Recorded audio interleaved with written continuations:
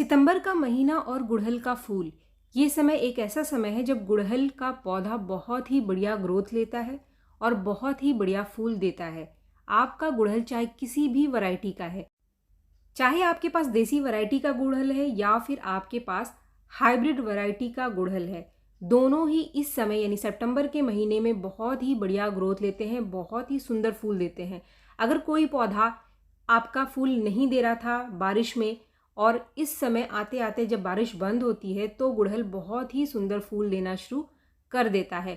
दोनों ही वैरायटी के पौधे, जैसा कि मैंने आपको वीडियो में बताया, और दोनों ही वैरायटी के पौधों में आपको सेम काम करना है, यानी कुछ ऐसे काम जो कि आपको सितंबर में ज़रूर कर लेना है। अगर आपका गुड़हल फूल नहीं दे रहा है तो फूल देना शुरू कर देगा, ग्रोथ नहीं कर रहा है तो ग्रोथ करना स्टार्ट कर देगा। तो फिर वो काम है कौन से जो आपको इस समय अपने गुड़हल के पौधे के ऊपर कर लेने चाहिए। जैसे ही सितंबर का महीना आता है तो बारिश का महीना लगभग गुजर चुका होता है। इस समय तक जो गुड़हल है हमारा बहुत ज़्यादा घना हो जाता है, क्योंकि बारिश के पानी में पौधे बहुत ही बढ़िया ग्रोथ करते हैं तो गुड़हल के ऊपर भी बहुत ज़्यादा ब्रांचेस निकल करके आ जाती हैं। लेकिन अगर आपके पास गुड़हल का ऐसा पौधा है जिसमें बहुत सारी ब्रांचेस तो हैं लेकिन फूल नहीं आ रहे हैं, तो फिर आपको क्या करना है? सबसे पहला काम जो आपको इसके ऊपर करना है वो है, गुड़हल के पौधे को आपको अच्छी धूप वाली जगह पे रखना है। अच्छी धूप वाली जगह पे रखने से जो पौधा कलियां नहीं बना रहा था वो कलियां बनाना शुरू कर देगा। इसके साथ ही जो उसकी मिट्टी है वो सूखेगी। मिट्टी का सूखना बहुत ज़रूरी है, क्योंकि बारिश में पौधे के अंदर बहुत ज़्यादा कीड़े वगैरह बन जाते हैं, मिट्टी में बन जाते हैं, फंगस बन जाता है, जिसकी वजह से जड़ें ग्रोथ करना बंद कर देती हैं और पौधा फूल नहीं देता है। तो चाहे कितना भी खाद वगैरह आप दोगे, अगर मिट्टी के अंदर कीड़े और फंगस लगे हुए हैं तो फिर आपका पौधा ना तो ग्रोथ करेगा ना ही फूल बनाएगा। दूसरा पॉइंट, अगर आप इस समय नर्सरी से कोई नया पौधा खरीदना चाहते हैं तो काफ़ी बढ़िया समय है। इस समय आप किसी भी वैरायटी का गुड़हल ले सकते हैं, चाहे वो देसी वैरायटी का गुड़हल है या फिर हाइब्रिड वैरायटी के गुड़हल भी इस समय नर्सरी में मिल जाएंगे। ऐसे गुड़हल के पौधे जो कि आगे जाकर सर्दियों में भी काफ़ी अच्छे फूल देते हैं, वो सारे के सारे पौधे नर्सरी में इस समय मिलने शुरू हो जाते हैं। तो नए पौधे खरीदकर आप रिपोर्ट कर सकते हैं। तीसरा काम, अगर आपके पास पुराने पौधे हैं तो आप इनकी रिपोर्टिंग भी कर सकते हैं। पौधे को पूरा बाहर निकाल करके आप बड़े पॉट में इसकी रिपोर्टिंग कर सकते हैं। नई मिट्टी और नई खाद के साथ जब आप पौधे को लगाओगे तो ये ज़्यादा नई ग्रोथ निकालेगा, ज़्यादा सुंदर फूल देगा और बारिश में पौधे के जो पत्ते पीले हो रहे थे वो फिर से हरे होने शुरू हो जाएंगे।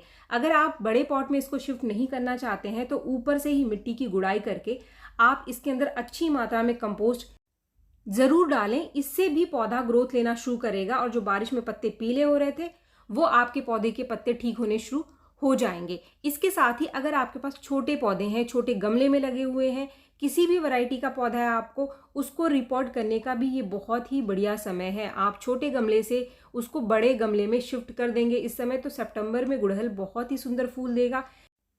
आगे के महीनों में भी ये बहुत ही सुंदर फूल देगा जब तक कि बहुत ज़्यादा सर्दियाँ शुरू ना हो जाए। ये दिसंबर और जनवरी में जा करके इसके अंदर फ्लावरिंग थोड़ी कम होगी, लेकिन अगर ये काम आप अभी कर दोगे तो सितंबर, अक्टूबर और नवंबर में गुड़हल आपका बहुत ही सुंदर फूल देगा। इसके बाद जो आपको काम करना है कि आपके पास ऐसे पौधे हैं जिनके अंदर लंबी लंबी ब्रांचेस है और जो बारिश में बहुत ज़्यादा घना हो गया है और फूल नहीं दे रहा है, तो ऐसी सभी ब्रांचेस की आप प्रूनिंग कर दो। उन सभी पौधों की आप थोड़ी थोड़ी सी ऊपर से कटाई छटाई कर दो। इससे क्या होगा कि आपका पौधा जो भी नई ब्रांच निकालेगा तो उसके ऊपर फूल और कलियां बन करके आएंगे, क्योंकि बारिश में बहुत ज़्यादा ग्रोथ अगर आपका पौधा ले चुका है और फूल नहीं आ रहे हैं तो बहुत ज़्यादा ब्रांचेस को रखने की ज़रूरत नहीं है, आप इनकी कटाई छटाई ज़रूर कर दो।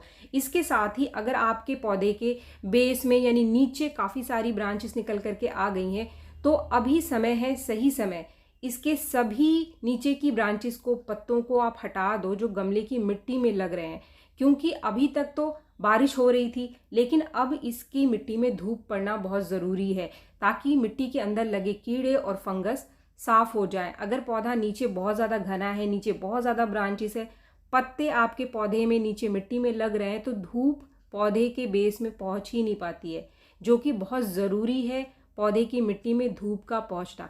इसके दो फायदे होंगे, पहला तो कीड़े और फंगस आपके पौधे की मिट्टी से ख़त्म होंगे, दूसरा बारिश में मॉइस्चर की वजह से चींटियां बहुत ज़्यादा लग जाती हैं। आप देखोगे कि जो आपका गुड़हल का पौधा है उसकी टहनियों पर, उसके पत्तों पर बहुत ज़्यादा चींटियां लगी हुई हैं, तो ये होता है बहुत ज़्यादा नमी की वजह से। अगर आप इन नीचे की ब्रांचेस को, जो छोटी छोटी ब्रांचेस हैं, इनको रखने का कोई फ़ायदा नहीं है। इनको आप हटा दोगे तो पौधे की मिट्टी में एरेशन बन जाएगा। पौधे की जो ब्रांचेस है इनके ऊपर अच्छे से धूप की किरणें पड़ेंगी तो आपका पौधा फूल तो अच्छा देगा ही, इसके साथ ही स्वस्थ रहेगा और कीड़े और जो मिलीबग है वो ज़्यादा आपके पौधे के ऊपर नहीं लगेंगे। तो फ्रेंड्स, इन नीचे की ब्रांचेस को हटाने के बाद आप अपने गमले की मिट्टी की अच्छे से गुड़ाई कर लो। इसके बाद अगर आप अपने पौधे की रिपोर्टिंग नहीं कर रहे हैं तो आप इसमें थोड़ा सा और पॉटिंग मिक्स मिला दो, जो नॉर्मल पॉटिंग मिक्स आप अपने पौधे के लिए बनाते हैं, या फिर कंपोस्ट आप इसके अंदर डाल दीजिए। मैंने ये काम अपने पौधे के अंदर कर दिया है। जितने भी मेरे पौधों को मैंने गुड़ाई करी है, यानी कि ब्रांचेस को हटाया मैंने, जितनी भी एक्स्ट्रा ब्रांचेस थी उन सभी के अंदर मैंने थोड़ा थोड़ा ऊपर से पॉटिंग मिक्स डाल दिया है, जिसमें अच्छी मात्रा कंपोस्ट की है। आप सिर्फ चाहें तो कंपोस्ट ही अपने पौधे को दे सकते हैं, ज़रूरी नहीं है कि आप पॉटिंग मिक्स डालो या फिर मिट्टी डालो। वर्मी कंपोस्ट की जगह आप अच्छे से डिकम्पोज गोबर की खाद भी दे सकते हैं।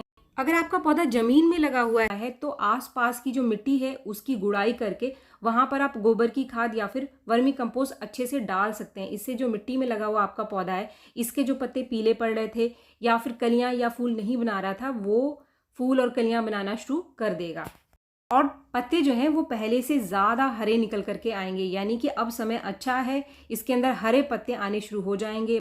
जो पौधे के पत्ते आपके बारिश में पीले पड़ गए थे, ये जो बारिश में पीले पड़ने का कारण है वो ये है कि मिट्टी बहुत ज़्यादा लगातार गीली रहती है बारिश होने की वजह से। तो चाहे हम कोई भी खाद दें, पौधे की मिट्टी के अंदर, पौधों के अंदर मैग्नीशियम और आयरन की कमी बनी रहती है, जिसकी वजह से ये समस्या आती है। लेकिन अब ये समस्या नहीं आएगी अगर आप अच्छी मात्रा में कंपोस्ट अपने गुड़हल के पौधे को इस समय दे देते हैं। इसके बाद ये जो समय है, यानी जो सितंबर का टाइम होता है, वो है पतझड़ का टाइम। तो अगर आपके गुड़हल के कुछ पत्ते पीले हो रहे हैं, सूख करके गिर रहे हैं, तो ये नॉर्मल है। इस चीज़ का आप ध्यान रखें। इससे आपको बहुत ज़्यादा घबराने की ज़रूरत नहीं है, क्योंकि ये जो समय है, इस समय कुछ पत्ते जो हैं वो पीले होते हैं और पौधे अपने पत्तों को गिराते हैं। लेकिन अगर ये समस्या आ रही है तो जैसे ही ये पत्ते गिर करके सूख जाएंगे तो आपका पौधा फिर से नए सुंदर पत्ते निकालेगा। तो इसलिए ज़्यादा परेशान होने की ज़रूरत नहीं है, क्योंकि मौसम के हिसाब से पौधा अपने अंदर चेंज लाता है। चाहे आप कुछ भी कर लो, अगर मौसम बदलेगा तो पौधे के अंदर कुछ बदलाव आपको देखने के लिए मिलेगा। तो फ्रेंड्स, ये तो कुछ बेसिक काम थे जो कि आपको इस समय यानी सितंबर के महीने में गुड़हल पर ज़रूर कर लेना है। लेकिन अगर आपको एक्स्ट्रा फ्लावरिंग चाहिए और आप बहुत सुंदर कलियां और फूल चाहते हैं तो फिर आ जाते हैं हम खाद के ऊपर। तो आज की इस वीडियो में मैं आपके साथ शेयर कर रही हूँ 2 ऐसे खाद। दोनों में से कोई एक आपको अपने पौधे के अंदर देना है, और वो भी 15 दिन के अंतर पर। अगर आप 15 दिन के अंतर पर लगातार ये खाद अपने पौधे को दोगे तो आपका पौधा बहुत ही सुंदर फूल निकालेगा। ये जो पहला फर्टिलाइज़र आप देख रहे हो, ये है लिक्विड फर्टिलाइज़र, जिसके अंदर मैंने भिगोए थे 4-5 छिलके प्याज के और 4-5 छिलके केले के। केले के छिलकों को अगर आप थोड़ा सा सुखा लोगे तो ज़्यादा बढ़िया रहेगा आपके पौधों के लिए। इससे पोटाशियम की मात्रा ज़्यादा अच्छे से मिल जाती है पौधे को। कच्चे केले के छिलके में पोटाशियम की मात्रा कम होती है। ये जो 2 चीज़ें मैंने भिगोई है, केले का छिलका और प्याज का छिलका, मैंने इसको 1 दिन पहले ही भिगो करके रख दिया था। तो आपको भी कम से कम 1 दिन के लिए भिगो करके रख देना है, यानी कि रात भर, और अगले दिन आपको छान करके कुछ इस तरीके से इसका इस्तेमाल करना है। फ्रेंड्स, 1 दिन भिगोने के बाद ये जो छिलके बचते हैं इसको अभी आप फेंकना मत। इसके अंदर और पानी डाल करके आप 1 दिन के लिए और भिगो दो और किसी और पौधे में अगले दिन आप इसका इस्तेमाल कर सकते हैं। अब ये जो हमारा लिक्विड फर्टिलाइज़र है, इसके अंदर हमें नाइट्रोजन की मात्रा को बढ़ाना है, क्योंकि पोटाशियम, फास्फोरस, कैल्शियम और आयरन, ये सारी चीज़ें इस लिक्विड फर्टिलाइज़र में है। लेकिन जैसे ही आप इसके अंदर कॉफ़ी पाउडर डालेंगे, सिर्फ 1 पैकेट देना है आपको, जो 2 रुपये का पैकेट आता है, या फिर अगर आपके पास खुला कॉफ़ी पाउडर रखा हुआ है तो आप नाप करके आधा चम्मच इसके अंदर दे सकते हैं। थोड़ा सा और पानी मिलाकर आप इसको डाइल्यूट कर लो और उसके बाद 15 दिन के अंतर पर इस खाद को आपको लगातार देना है।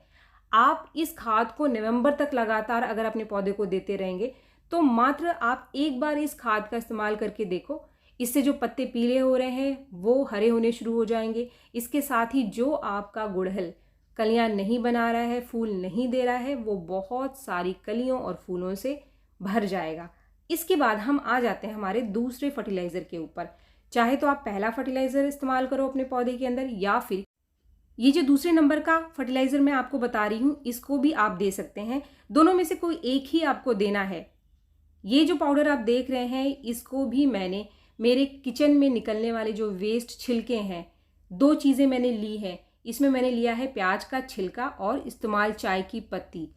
प्याज के छिलकों को आप कुछ दिन के प्याज के छिलकों को धूप में सुखा करके और कुछ दिन की जो चाय पत्ती होती है, जो चाय की छन्नी में बचती है, उसको भी सुखा लो। उसके अंदर कोई अदरक वगैरह है उसको आप निकाल दो। और जो चाय पत्ती है सुखाने से पहले 1-2 बार आप उसको नॉर्मल पानी से धो लो, ताकि उसके अंदर जो भी एक्स्ट्रा दूध वगैरह है वो निकल जाए।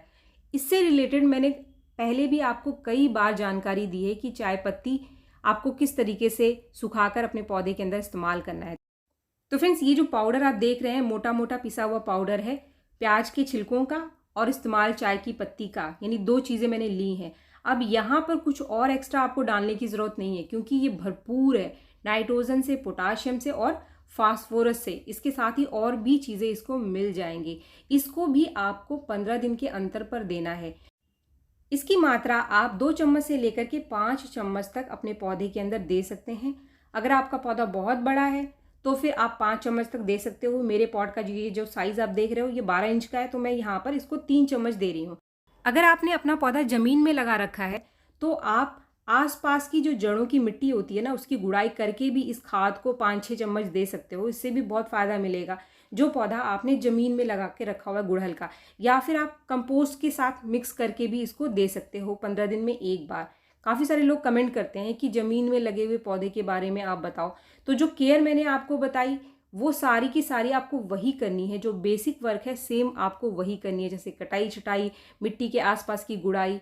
इसके बाद आ जाते हैं हम एक ऐसे पॉइंट के ऊपर जो कि बहुत ज़रूरी है, जिसके ऊपर ध्यान देना, वो है कीड़ों का लगना। जैसे ही सितंबर का महीना आता है तो सिर्फ मौसम आपके पौधे के लिए ही नहीं, कीड़ों के लिए भी बहुत अच्छा हो जाता है। और इस समय मिली बग बहुत ज़्यादा आकर अपने पौधे के ऊपर लगने शुरू हो जाते हैं। इसके साथ ही चींटियाँ आकर लगनी शुरू हो जाती है, एफिड्स लगने शुरू हो जाते हैं कलियों के ऊपर। तो आपका पौधा फूल बनाएगा, कलियाँ बनाएगा, लेकिन कलियाँ खिलेंगी ही नहीं, ख़राब कर देंगे कीड़े। तो इसके लिए आप नीम ऑयल का स्प्रे हफ्ते में एक बार ज़रूर करें। आप में से कोई है जिसके पास एक आध पौधे हैं, नीम ऑयल नहीं है, तो फिर आप बेकिंग सोडा यानी जो खाने का सोडा होता है, मीठा सोडा, 1/4 चम्मच 1 लीटर पानी में घोल करके जहाँ जहाँ पे मिलीबग लग रहे हैं, एफिड्स लग रहे हैं या फिर चींटियाँ लग रही हैं, तो वहाँ वहाँ आप स्प्रे कर सकते हैं। लेकिन तेज़ धूप में आपको बेकिंग सोडा का स्प्रे नहीं करना है। तो फ्रेंड्स, इन सारी चीज़ों का आप ध्यान रखो। आपका पौधा सितंबर में बहुत ही सुंदर फूल देगा। उम्मीद है वीडियो आपको पसंद आया होगा। वीडियो अगर आपको पसंद आया तो एक लाइक ज़रूर करें, और मेरे चैनल को आपने अब तक सब्सक्राइब नहीं किया है तो मेरे चैनल को सब्सक्राइब भी ज़रूर कर लें। मिलते हैं मेरे नेक्स्ट वीडियो में, तब तक के लिए थैंक यू।